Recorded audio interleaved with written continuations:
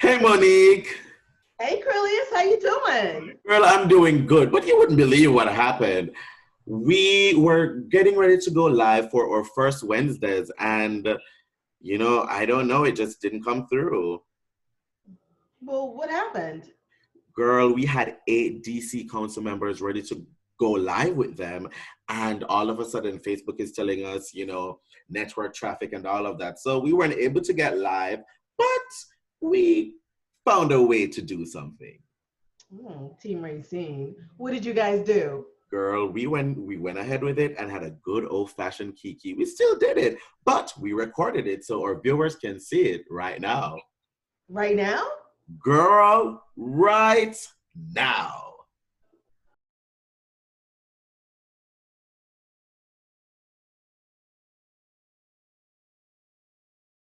Donations are much appreciated. So that cash app is the hashtag Ask Rayceen. That is once again hashtag Ask Rayceen. Next, we have our special events, which include Music Mondays with Rayceen Pendarvis at 12 noon Eastern on Facebook Live. We also have Tantalizing Tuesdays with Rayceen Pendarvis at 11 p.m. Eastern on Facebook Live. Then, of course, on Wednesdays, we have Read a Book Wednesdays with Rayceen Pendarvis at 12 noon Eastern on Facebook Live. Please also go ahead and follow our YouTube channel. We want you to subscribe. We want you to like, comment, and share. Now, if you can look at your screen, you will see that we have tons of videos, which include interviews, vlogs, and many, many more. We have candidate interviews. We have the Out with Team Rayceen vlogs, as well as our Tell Rayceen episodes. So make sure that you go ahead and check out our YouTube channel. And after checking out your YouTube channel, make sure that you also follow Team Rayceen on Twitter, Facebook, and Instagram at Team Rayceen. And go to our Team Rayceen Eventbrite page, and that would be teamrayceen.eventbrite.com. We also want to go ahead and thank our sponsors. First of all, the Ask Rayceen Show co-presenting sponsor, the Human Rights Campaign. Next, we have the Ask Rayceen Show legacy sponsor, DC Homers.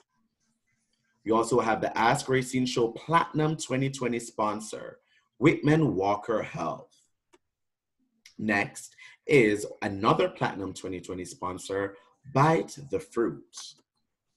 Next is the Ask Rayceen Show Platinum 2020 sponsor, One Woman, Many Voices. Then we have the Ask Rayceen Show Bronze 2020 sponsor, Jaywalking Productions. And our Spring 2020 printing sponsor, Comfort Zone. And to round out our sponsors, we have our wonderful production sponsor, AHF Pharmacy, which, they help us to produce all of the things that we are doing, including this wonderful show right now.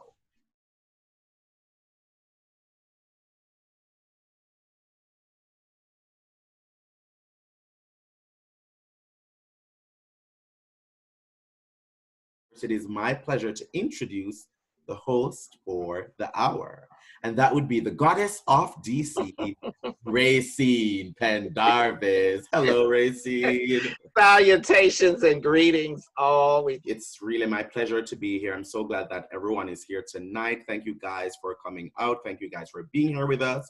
And as many of you guys know, that today would have been the final Ask Rayceen Community Forum in our penultimate season of the Ask Rayceen Show. But like much of what we had planned for the ninth and penultimate season, it has been canceled.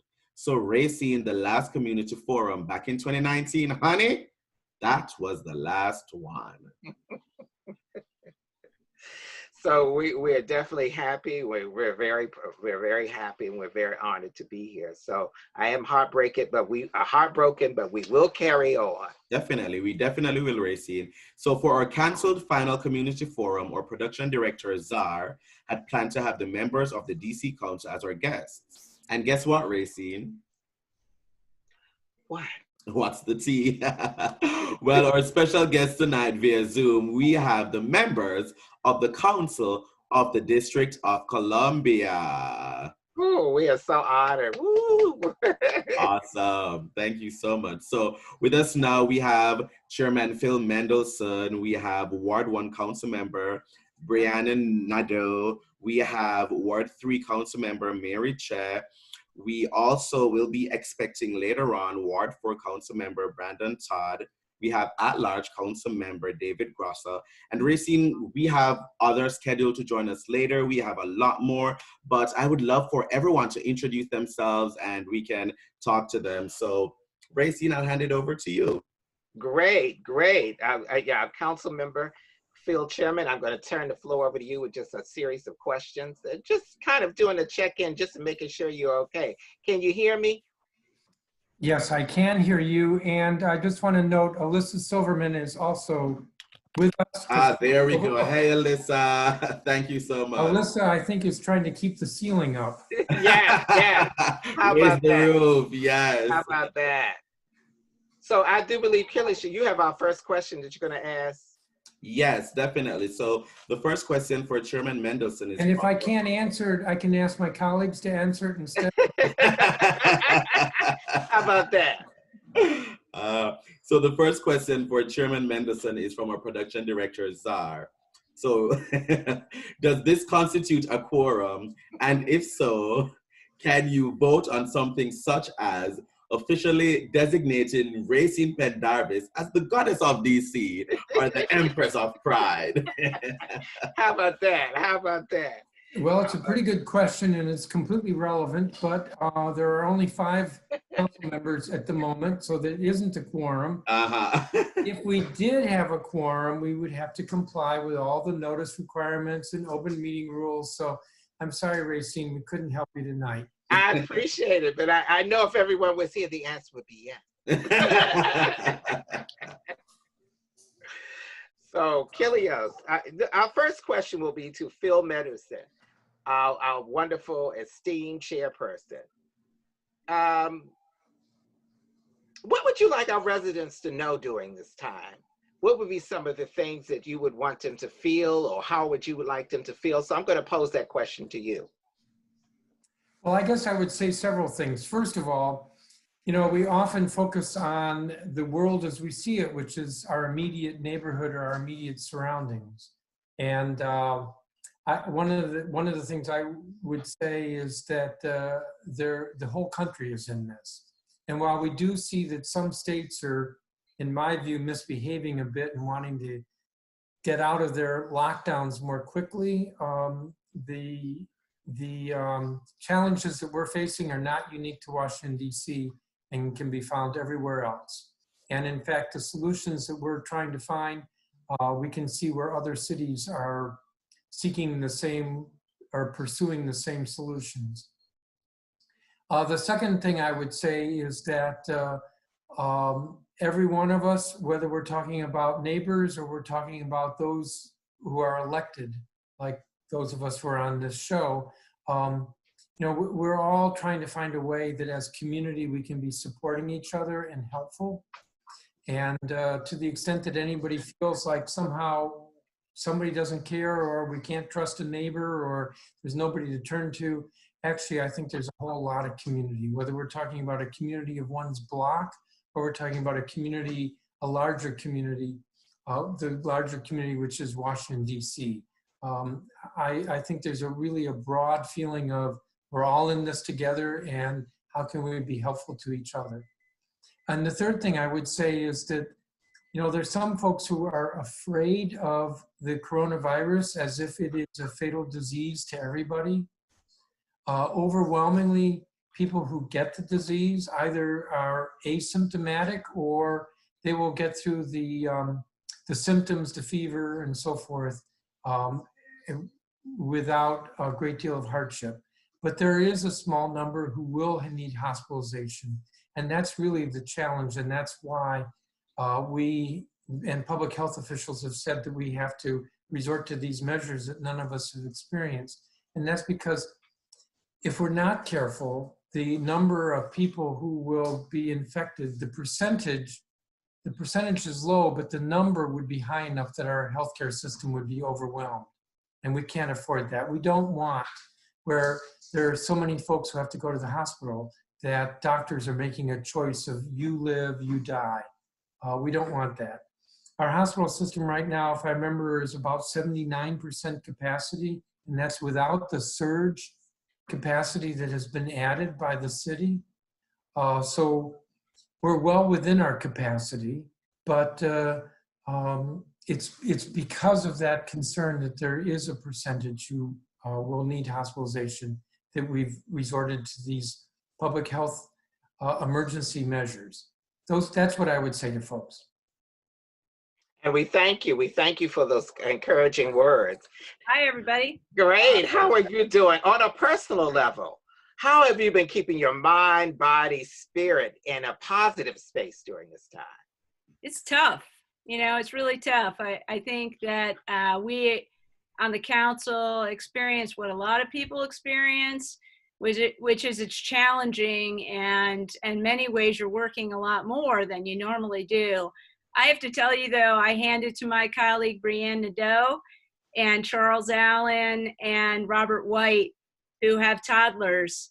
I don't even know how they're getting their work done.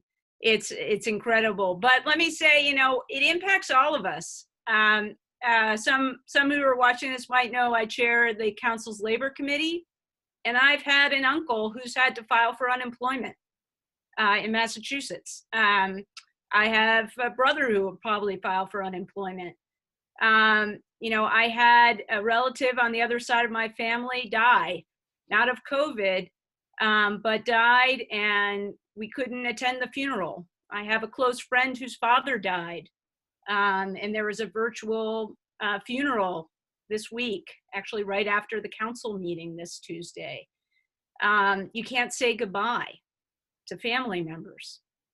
It's really hard.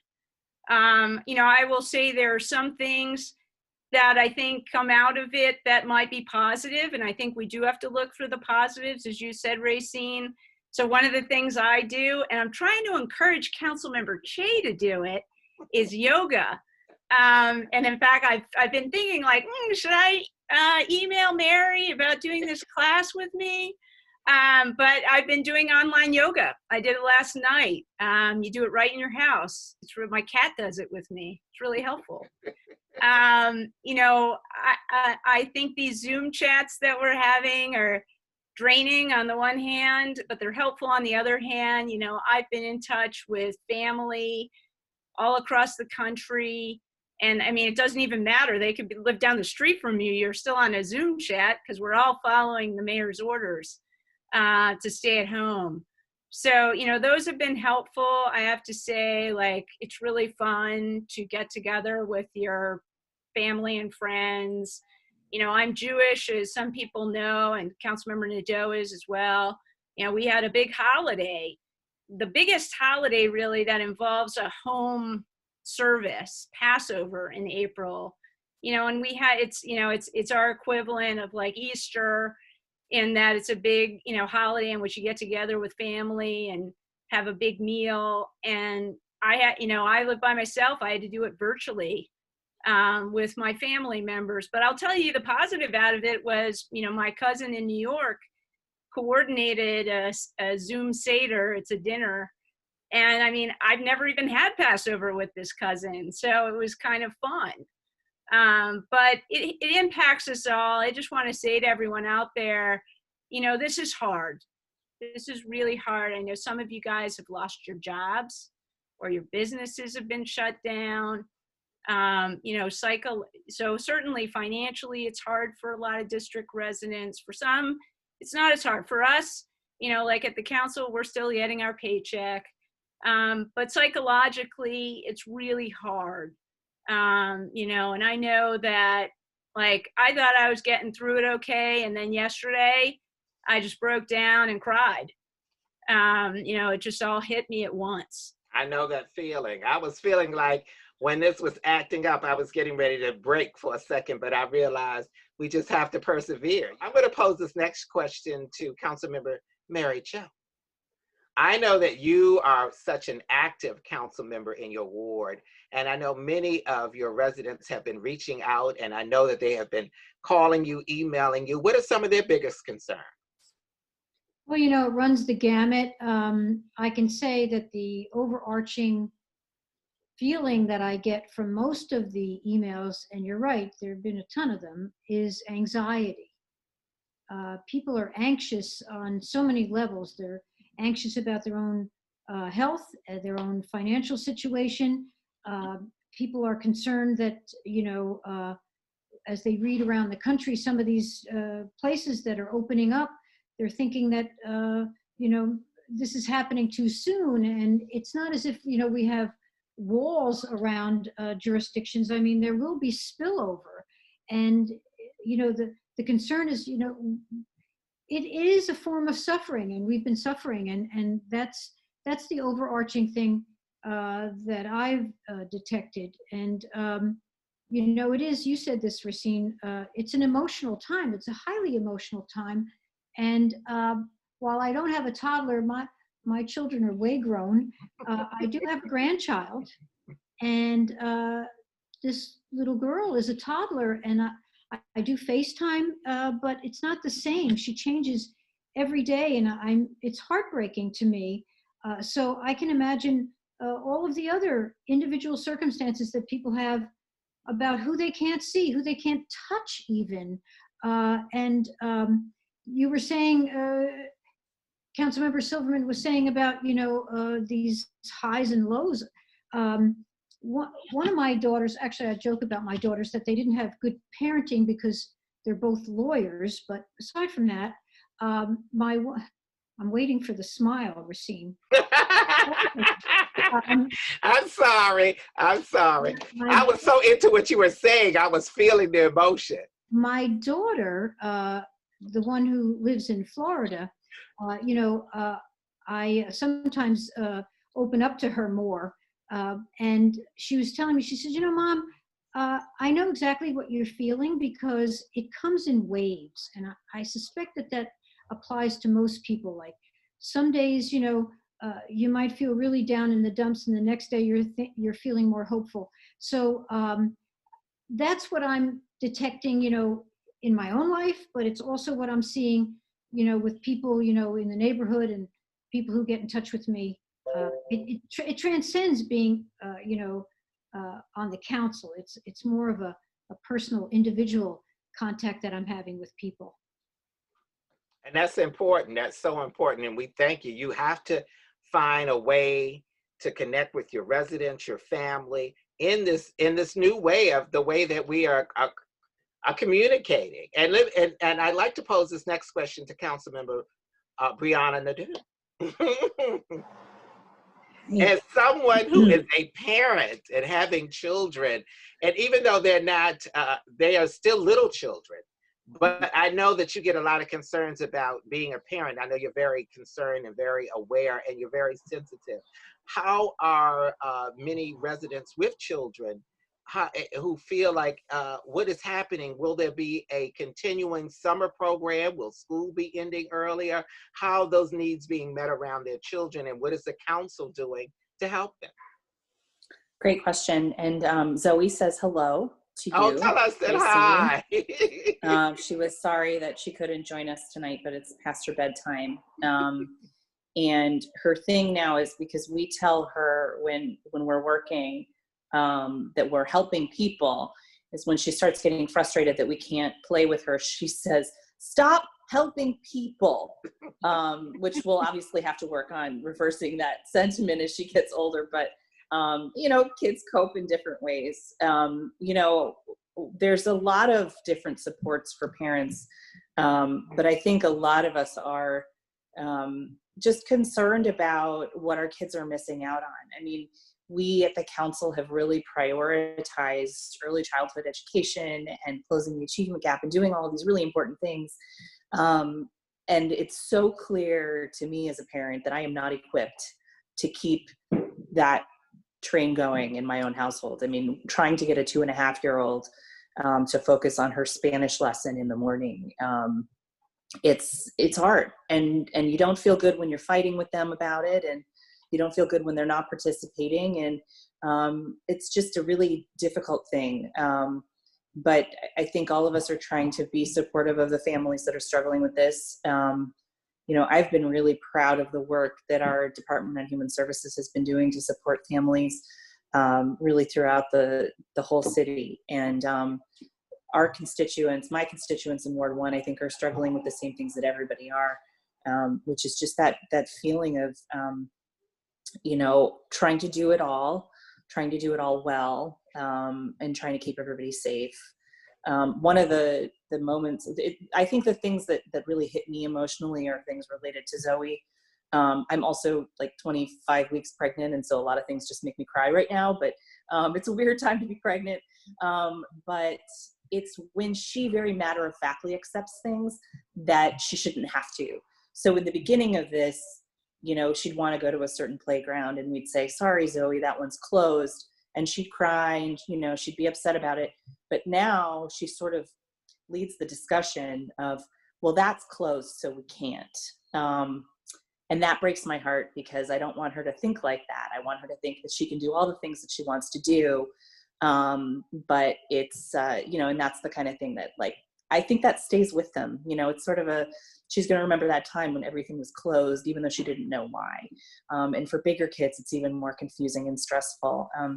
So, you know, we're all dealing with that. And I've seen just so much great support online for parents, whether it's, you know, different chat groups or Facebook groups. And I think the virtual world that we're living in right now has been a blessing for a lot. And we still work to connect those who haven't been able to do so. But we're all changing the way we do business. I mean, I think as a council member too, especially as a ward council member, so much of my job is about being present. And it's a huge shift. It's a huge shift to only be able to be present for our constituents virtually. And so we're all navigating that too. And I miss being out in community with the people that we serve, because that is what it's all about for so many of us. So thanks for bringing us together. Thank you. I appreciate you. I appreciate all of you. And thank you. I'm going to pose this next question to Councilmember Grasso.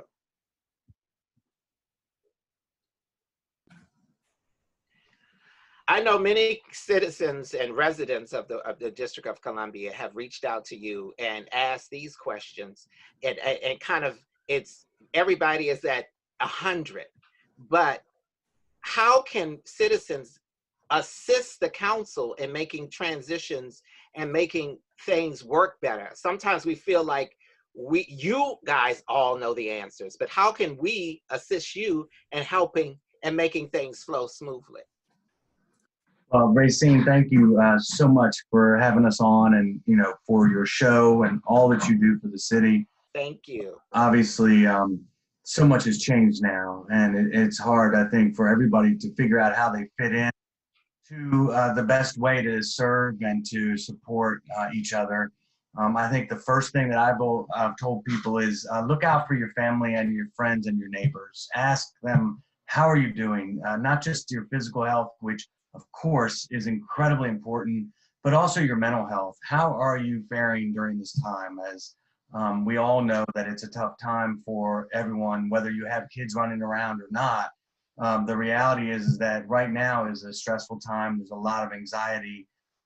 We also know that it's important for people to listen to the people that know what they're talking about. So who are they? Those are the scientists. Those are the doctors. Those are the people that the mayor has put forward, like Dr. Nesbitt and others who are in the Department of Health, giving us the direction we all need to follow here in DC. And try to push the noise aside from the federal government right now, because you know how crazy it is. We hear one thing one day and one thing the next. There's no consistency. And I say go to coronavirus.dc.gov, which is the mayor's website, and learn what she has put out there for the orders that she's told everyone to do, whether it's distancing or stay at home if you don't have anything essential to do out in the community. These are things that I think we all can pitch in on, and it's really our responsibility. as residents in this city to look out for each other and to do our part to make sure that we're not causing a problem. So it's not just about what you might catch. It's also about what you might give to someone else. As Chairman Mendelson said, many people are diagnosed and are asymptomatic. They don't show any symptoms at all, but can still spread this virus. And I think that's really important. And then finally, I'll just note, spread love. I mean, the fact of the matter is that we all need love, and we all need to know that we love each other and that we care for each other. And as a human beings, we need to look out for each other. I worry every single day in my wonderful home with my wonderful wife and my crazy dogs and my plentiful amounts of food about the people that don't have that. I worry about them. I care about them. And I think, you know, we have to do our best to look out for those that have the least among us. And the challenge is, how do we do that even though we have to do it from our homes, through our computers?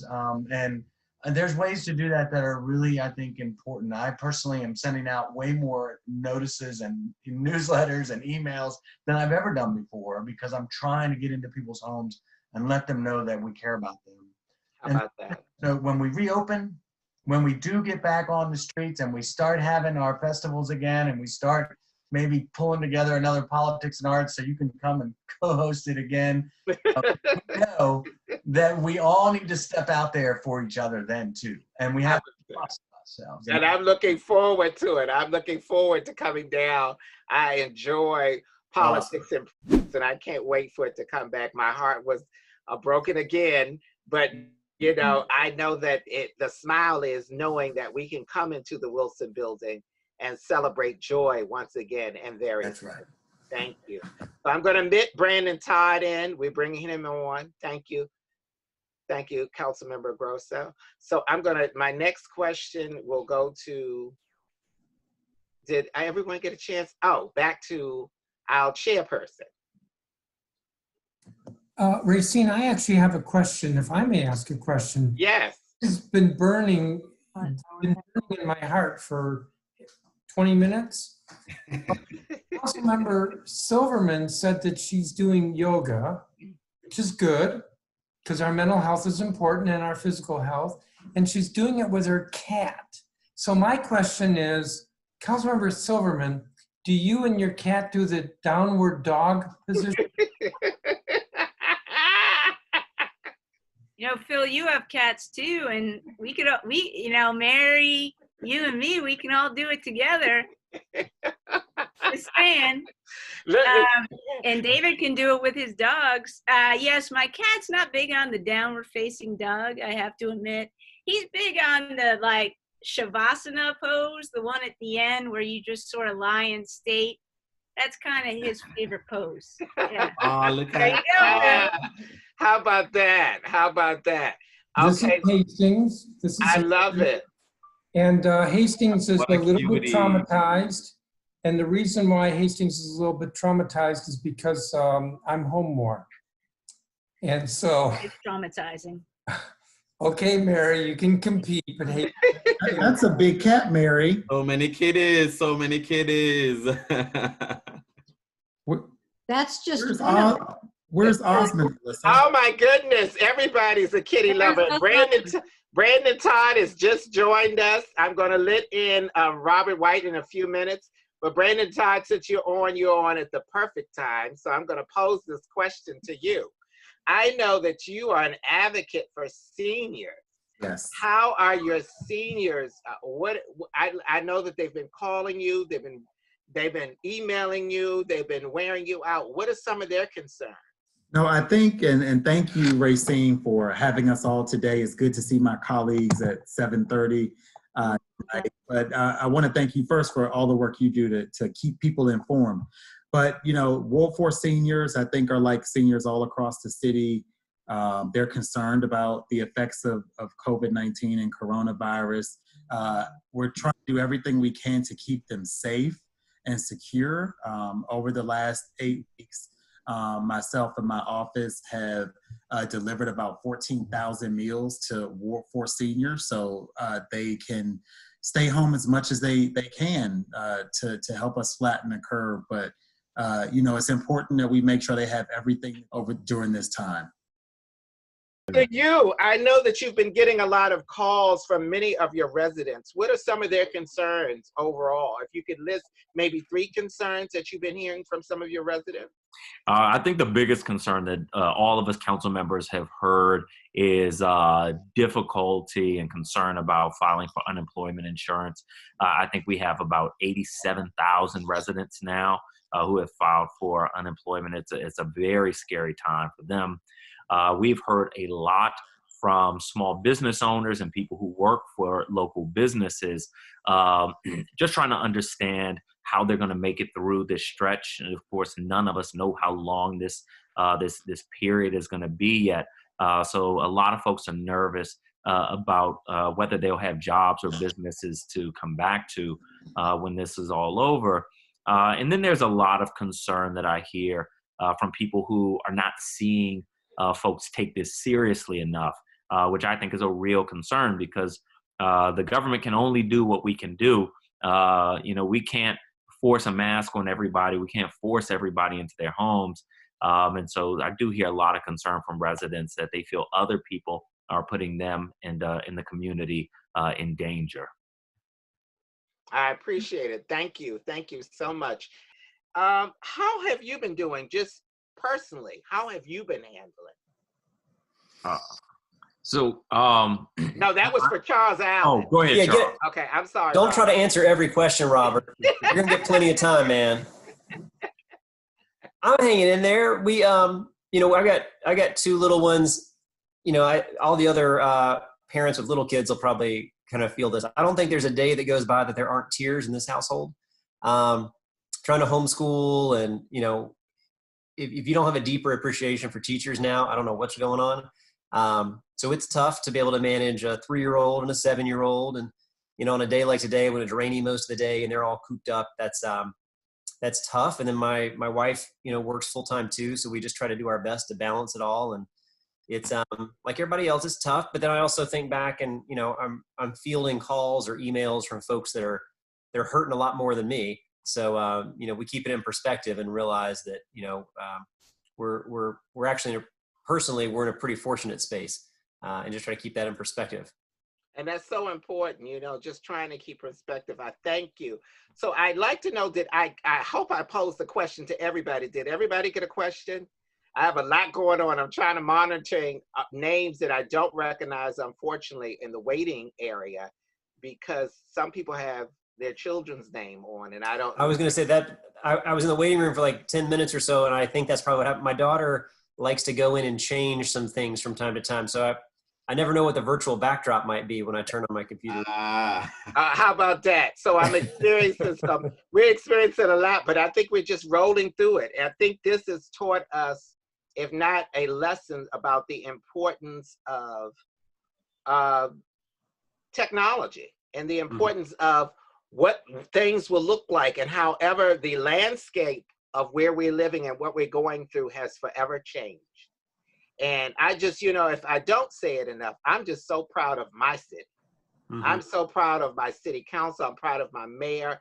When I've been watching everything going on and the things that are happening in this country, I can say that my city is on the front line. And really doing what really matters is putting the health and the priority of its citizens first over profit. And, I think that's so amazing, and I applaud you. And I know I can imagine the burden of emails, calls, the level of frustration that people are talking to you and coming at you. And I know it's not easy, because when you stand for something, the arrows come. So I applaud each and every one of you. So I'm gonna ask this question to the chairman of the council, Mr. Mendelson. So let me get you back in. Who's? Okay, I got Mary Shay. Okay, good. Are we cool? I got Mary. Okay, good. Thank you. So let me ask this question. People are looking at, and what I'm reading and what I'm hearing, of the 3 different phases of how the city is coming into play and how we are doing things. You know, how are we looking at handling when it's time to open up and when we open up, how that would look like? Is it still going to be in 3 phases? Will it be in 4 phases? Will it be in 5 phases? Or are you at the point to discuss that? I don't think we have a clear answer yet. You know, the mayor appointed a Reopen DC task force with a very tight time schedule. The plan is that they will issue their report next week, and they're looking at that question exactly. I do want to say this. I commend the mayor that she decided early on that she would work with Governor Hogan and Governor Northam so that this region is coordinated in its approach. I am a little concerned that Virginia, which has very conservative constituencies, is pushing the governor of the Commonwealth to reopen a little bit faster. And it's not clear yet whether we're going to get out of sync, but so far we've been in sync. To me, what is most important, and I think this is true for all the council members, is that we are putting public health and science first rather than politics. And the goal here, which I'm sure everybody has heard, is about flattening the curve. That it's not about, well, how quickly can we get back to normal? Although that's important, how quickly can we? But answering that question in the context of how do we flatten the curve rather than making a mistake where in the long run, we see a second wave, a second spike, and that this is actually more costly both in terms of the economy and in terms of the public health than it needs to be.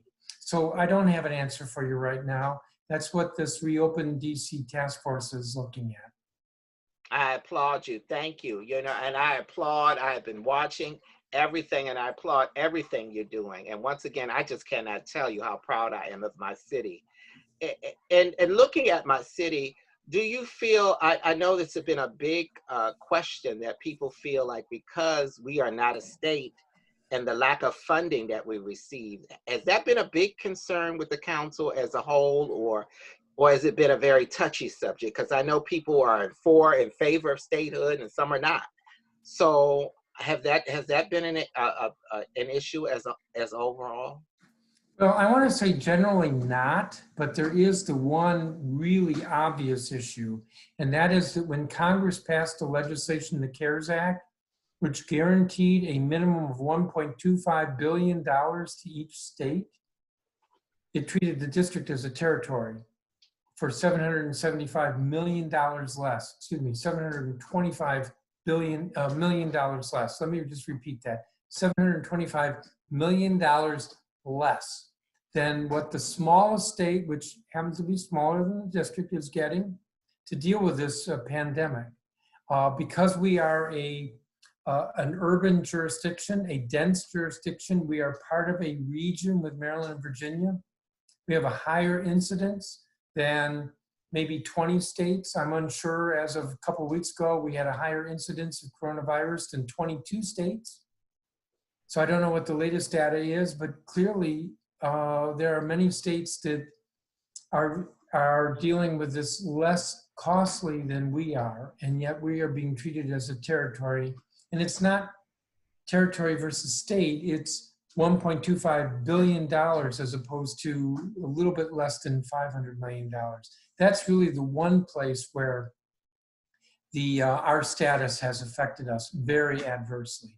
And the council very quickly joined together, sent a letter to Congress.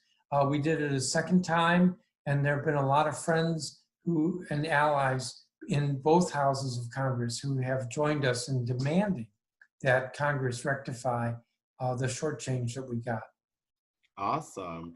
And just before we wrap up, I would just love if everyone could take a minute. We're just going to go around the room and have everyone do, a nice closing statement and, give our viewers a little bit of hope or advice in this time. All right. So since you're already on the floor, we can just start with the chairman.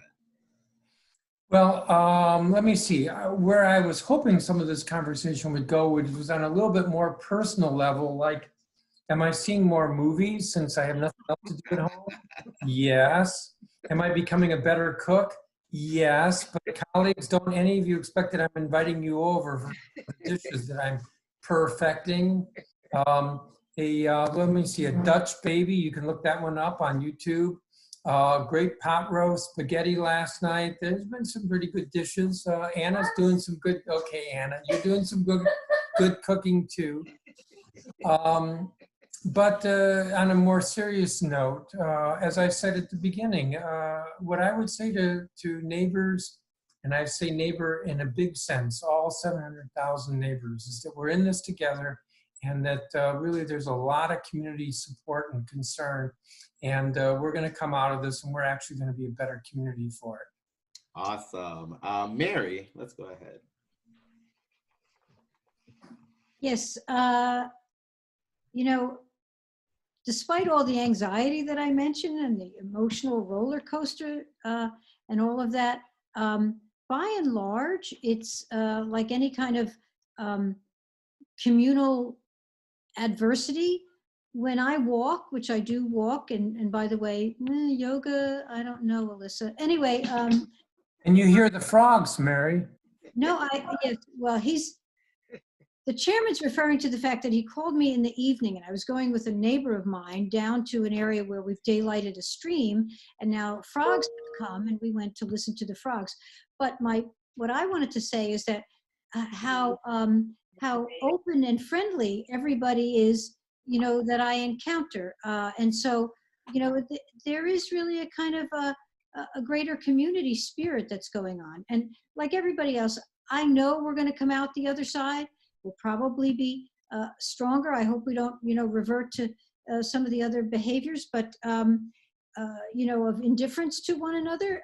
But I think by and large, it has in its own way brought us closer together, even though we're sheltering in our homes. Thank you. Robert, go ahead. Oh, thank you so much. And thank you for having me. I always love being with you, Rayceen.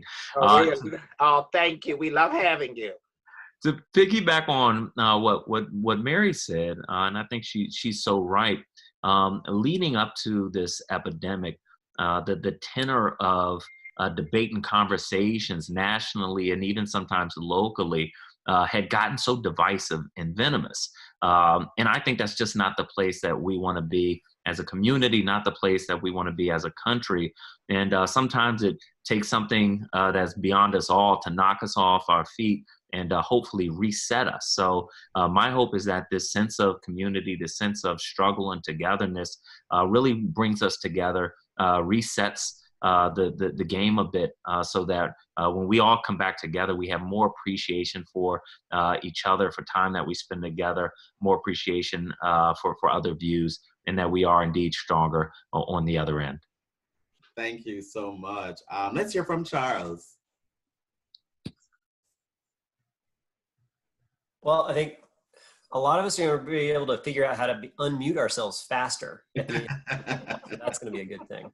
I mean, kind of along the same theme, one of the things that has been really impressive to me is watching different neighborhoods that in particular might be going through a lot of type of change. And one of the common things I'll hear is that folks live on a block and they don't even know who else lives on that block. So they don't know their own neighbors. Maybe you know your immediate neighbors, but that's about it.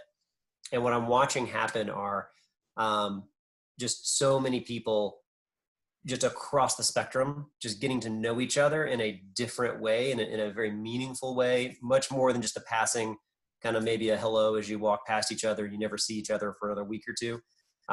So I hope that on the other side of this, I think you're kind of hearing a theme that we really see our blocks, our neighbors, our community really actually more tightly knit.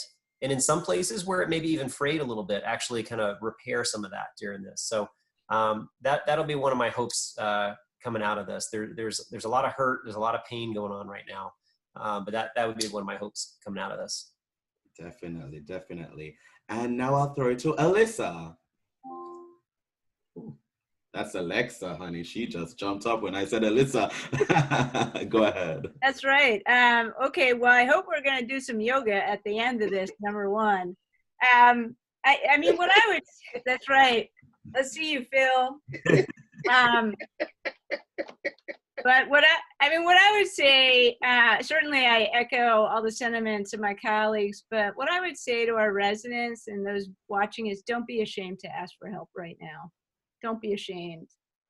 Whether it be a financial help, applying. I know for a lot of people, and as labor chair, I've talked to a lot of residents, both on the phone and through email, who have had to file for unemployment for the first time in their lives.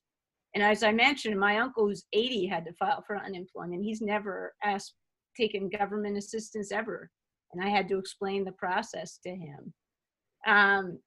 But what I told my uncle and what I'll tell viewers is that unemployment is in place for exactly this reason. It's a safety net to catch you in times like this. Your employer is paid into it for precisely this reason.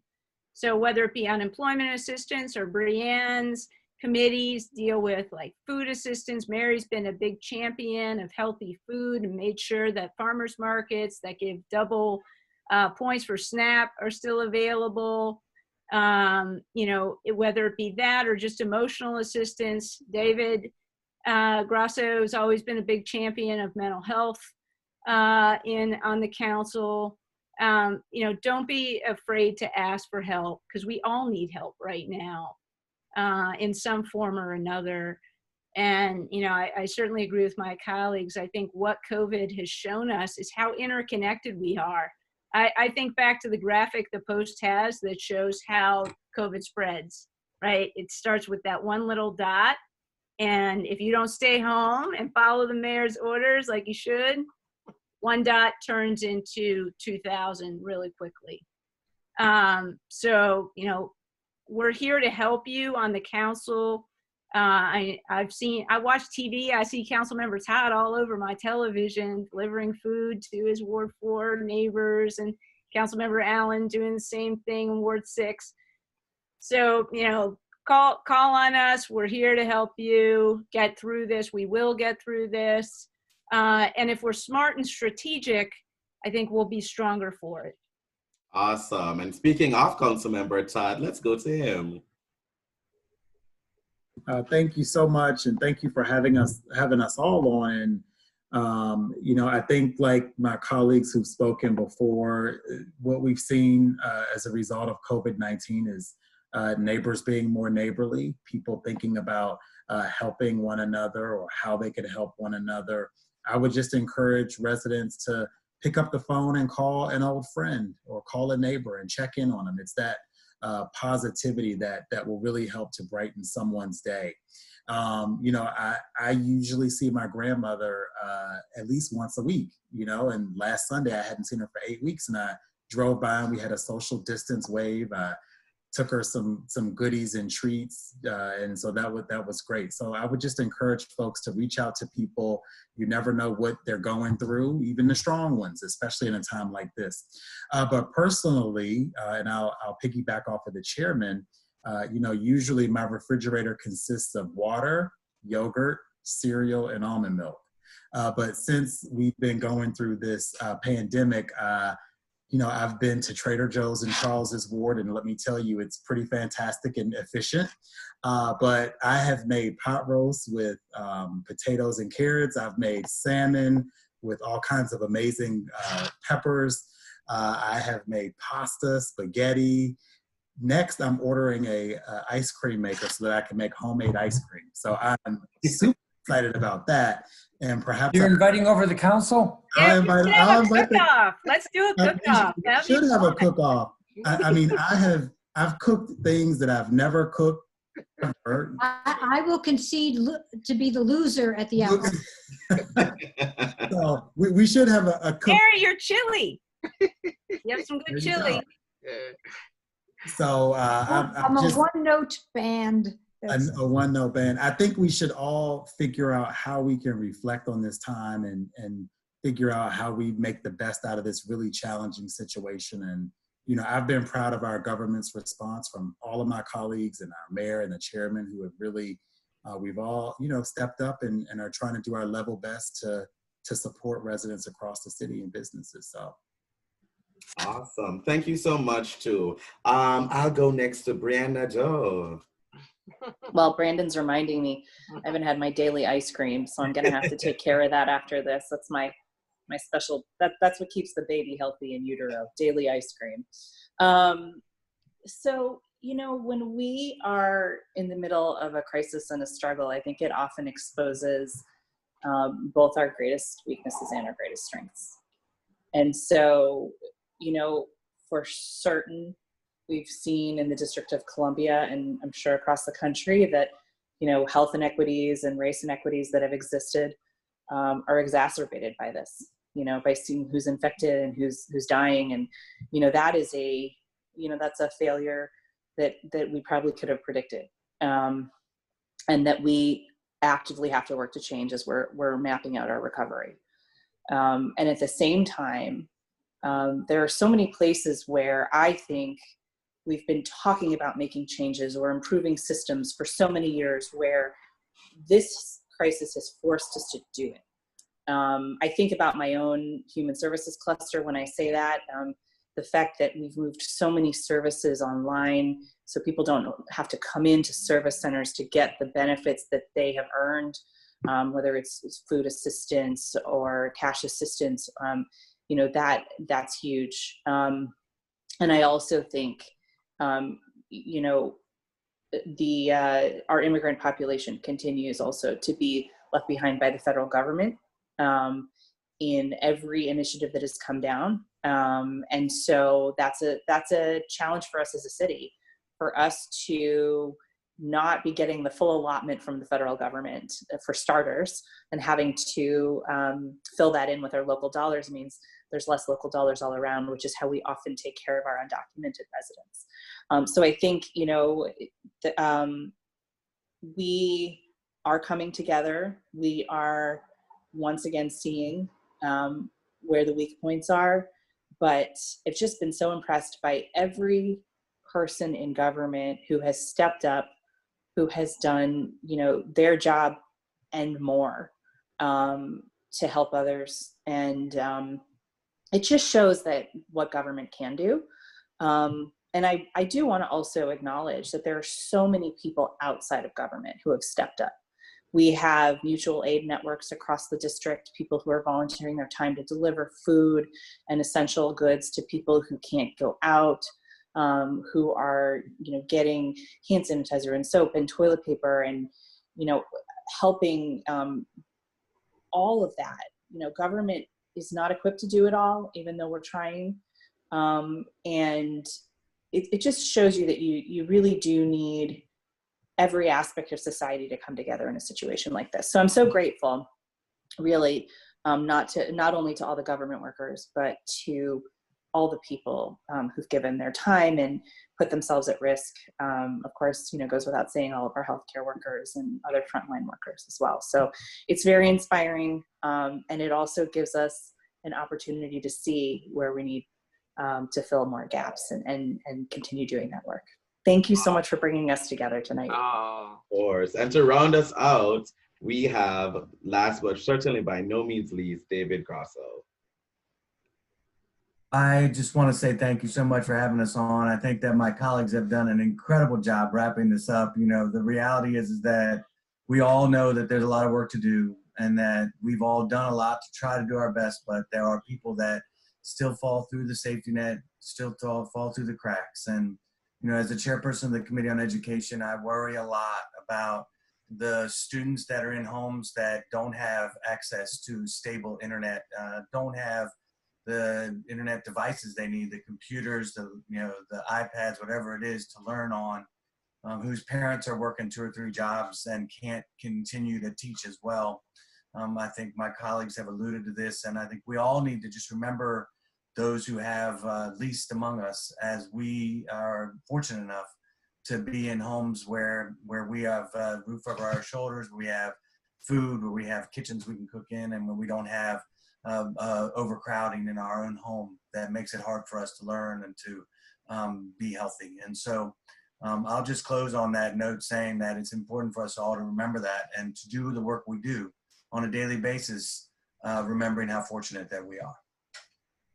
Awesome. Rayceen, let's thank them and come out of here.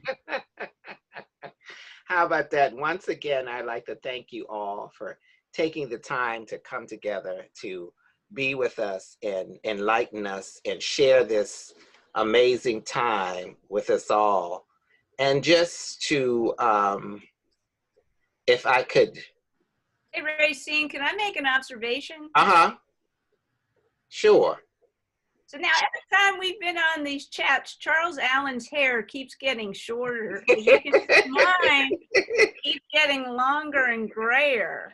So he is good on, gel. Charles? Are you he is great gel. He is great gel. And he has his makeup. I gave the clippers to my wife, and I let her have at it. So yeah, looking good. I'm not cutting it myself, but after being together 15 years, I finally handed over a pair of clippers to her and just let it happen. How about that? And I think it's amazing.